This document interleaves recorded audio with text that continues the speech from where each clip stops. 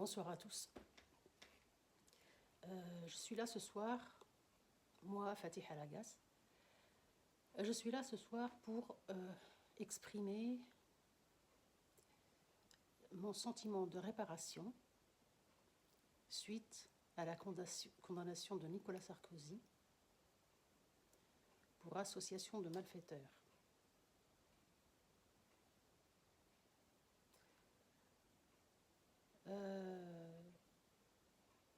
Ce que je voudrais exprimer, c'est ce sentiment de réparation. Je ne suis pas satisfaite ou contente ou joyeuse. J'ai un sentiment de réparation, que quelque chose a été réparé. Peu, mais tout de même.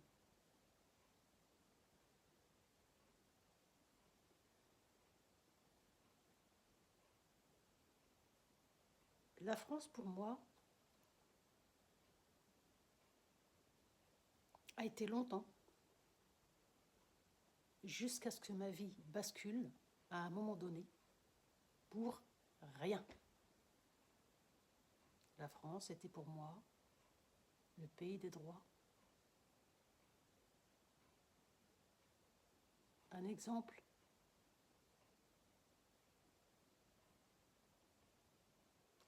de pays de droit. De droit du sol.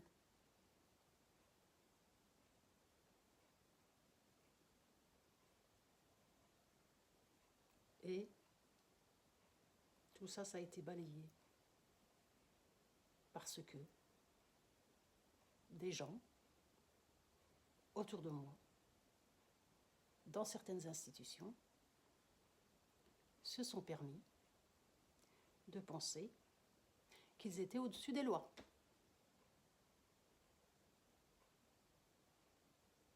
Car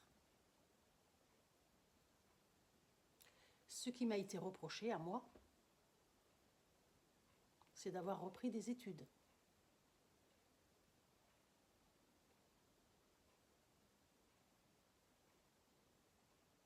Pour améliorer ma condition de vie. Ou tout du moins, je n'ai même pas à le justifier. Je reprends des études, je ne fais rien de mal. Je ne suis pas à contre-courant des lois de la République.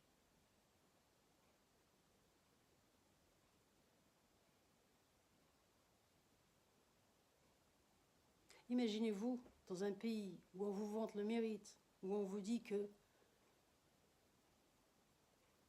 on est récompensé par le mérite, et vous reprenez des études, et votre vie, elle bascule pour ça.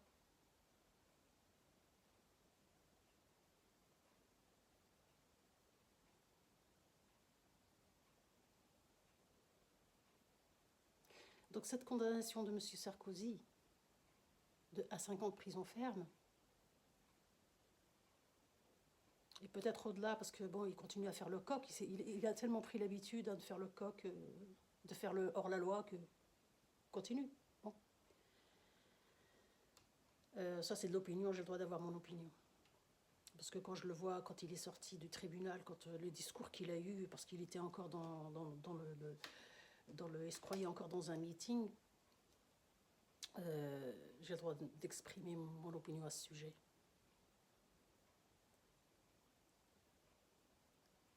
Au-delà de la condamnation de M. Sarkozy, au-delà de ce que moi j'ai vécu comme une petite réparation des injustices que j'ai subies dans ce pays, ma préoccupation, comme tous les gens de mon âge ou plus jeunes qui ont des enfants, c'est que leurs enfants ne subissent pas, ne vivent pas dans un pays où ils se sentent en insécurité, où ils se sentent menacés, où ils se sentent mal à l'aise, du seul fait de leur prénom, ou du seul fait qu'ils se considèrent comme des citoyens à part entière.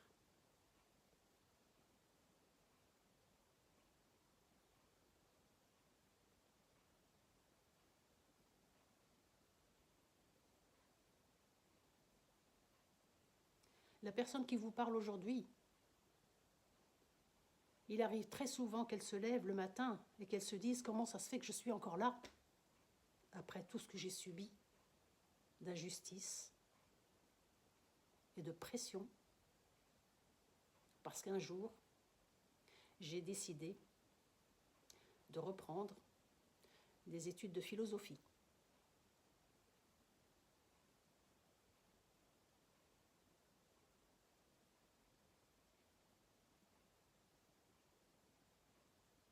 Et ce que je vous dis ce soir, je vous le dis parce que personne ne peut le dire à ma place.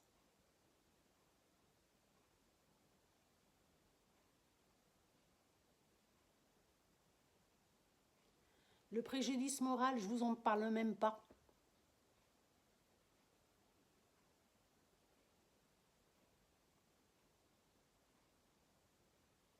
Après avoir vendu ma maison à un prix dérisoire,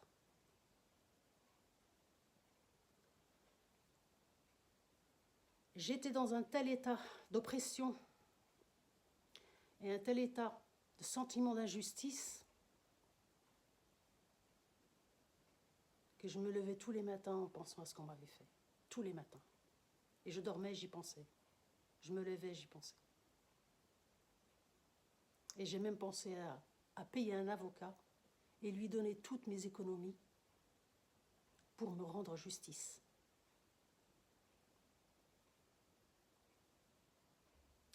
Puis, comme je ne suis pas complètement sotte, je me suis dit que dans l'état actuel des choses à l'époque, tu vas juste perdre ton argent. Personne ne te défendra. Personne. Pourquoi ?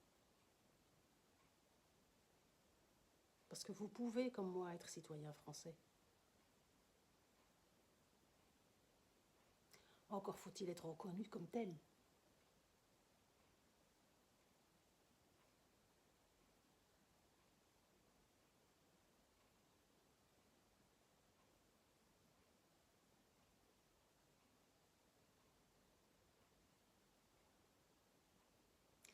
Et je fais aussi cette intervention ce soir parce que je pense que je ne dois pas être la seule dans cette situation à avoir subi des injustices comme celles que j'ai subies. Je ne suis pas la seule. Je le sais.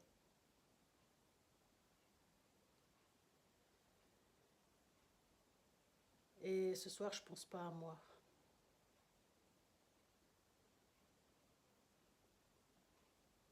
Je pense aux gens qui ont des enfants,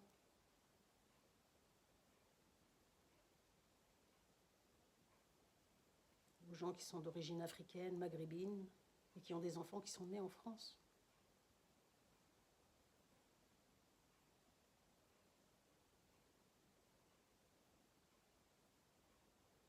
Sachant que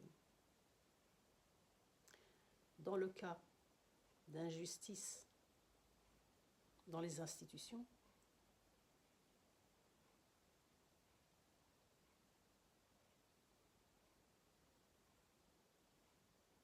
il y a une omerta-t-elle, une sorte de loi du silence, une sorte de malaise qui surgit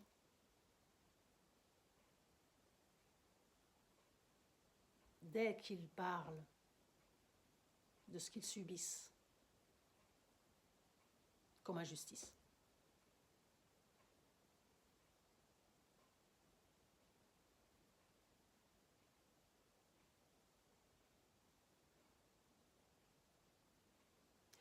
J'entendais tout à l'heure, je lisais plutôt un article sur Internet, sur les grandes pages actuelles,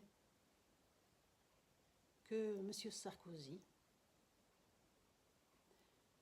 allait recevoir, avant d'aller en prison, ses collaborateurs pour un pot de remerciement dans un restaurant parisien. Et l'on y expose dans cet article les mets coûteux, très coûteux pour nous,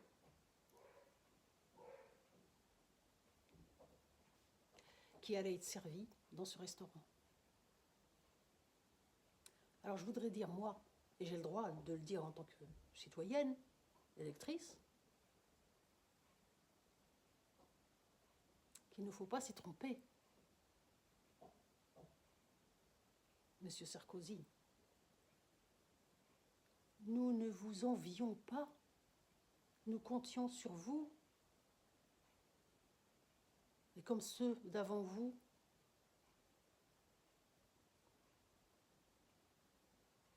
pour que nos droits, en contrepartie de nos devoirs, continuent à nous être octroyés.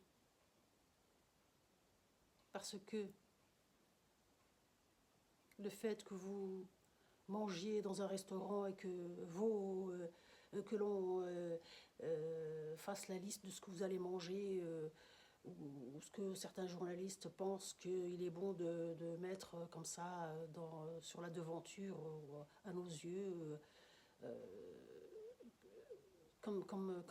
je sais pas comme quoi en fait, je sais pas pourquoi ils font ça, parce que en fait nous, pour ce qui nous concerne, et là je parle pour moi, c'est tout à fait normal, Monsieur le Président, que vous mangiez mieux que nous, des mets plus coûteux. C'est normal. Vous étiez président.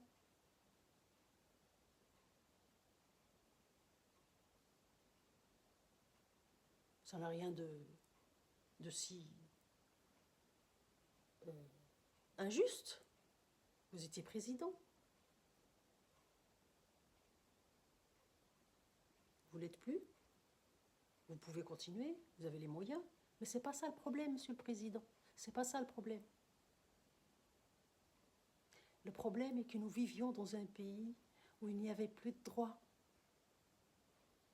Le problème est que les gens comme moi avaient peur. Le problème est que les gens comme moi, leur vie était menacée. Et ça, ce n'était pas votre problème. Ça n'a jamais été votre problème.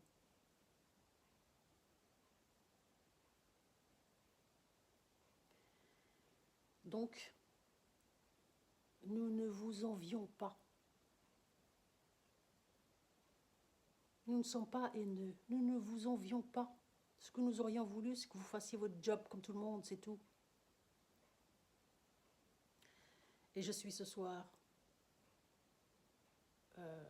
pas contente, mais j'ai ce sentiment que quelque chose a été réparé. Parce que j'avais de bonnes raisons de penser, de bonnes raisons de vivre et de sentir que, décidément, c'était tout à fait normal que je n'ai plus confiance dans ce pays, quoi. Je souhaite même pas à mon pire ennemi ce que j'ai subi comme injustice pour avoir un jour décidé tout simplement d'améliorer ma condition de vie. Ce qui est, dans un pays comme la France, avouez que c'est paradoxal quand même. De prétendre être un grand pays et de s'acharner sur une femme qui veut juste vivre, avoir une vie normale, reprendre ses études. Et c'est ce que j'ai vécu, moi. Donc j'ai toutes les bonnes raisons d'avoir perdu ma confiance. Et je le réitère ce soir, c'est une petite réparation, ce qu'il y a eu en ce mois de septembre 2025.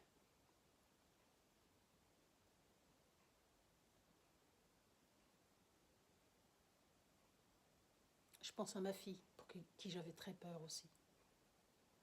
Je me disais, où est-ce que je vais la laisser? Si un jour je ne suis plus là, je la laisse où? Quand elle était plus jeune.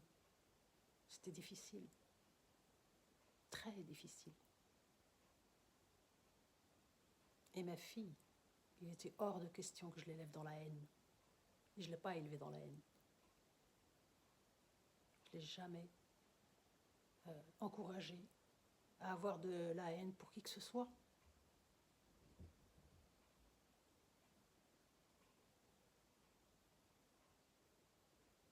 Parce que je ne réduis pas la France à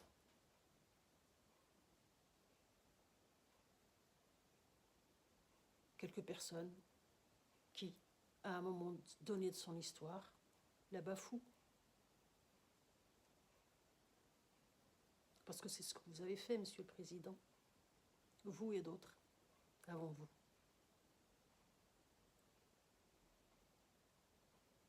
Vous n'avez pensé qu'à vous.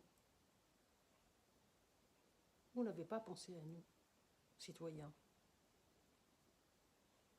et en particulier à ceux d'entre nous qui sont le plus démunis et dont vous savez qu'ils sont démunis. Parce que, Monsieur Sarkozy, vous êtes un magistrat.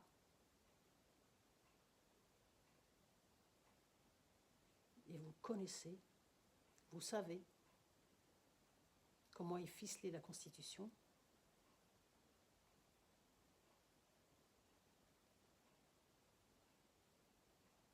Et ce que nous représentons, nous, les minorités, en France.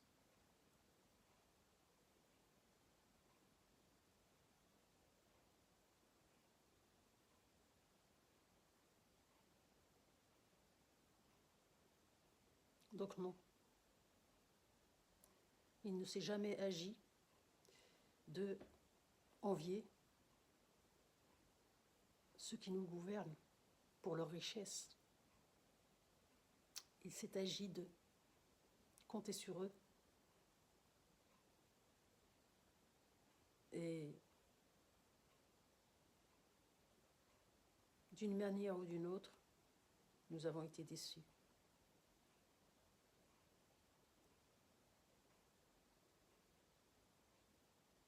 Parce que ce n'est pas donné de gouverner un pays comme la France.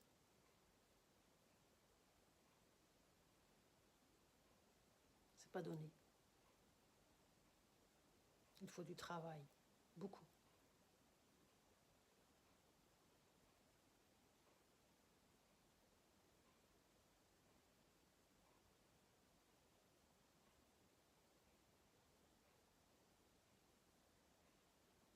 Et ce pays est en train de partir à la dérive.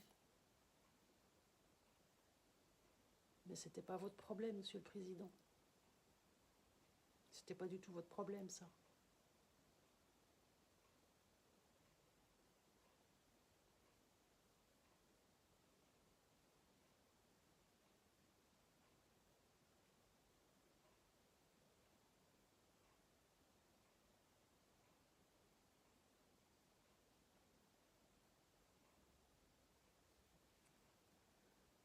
Je vous remercie de votre attention. Il fallait que je dise ce que je pense de tout ça. C'était un minimum. Merci.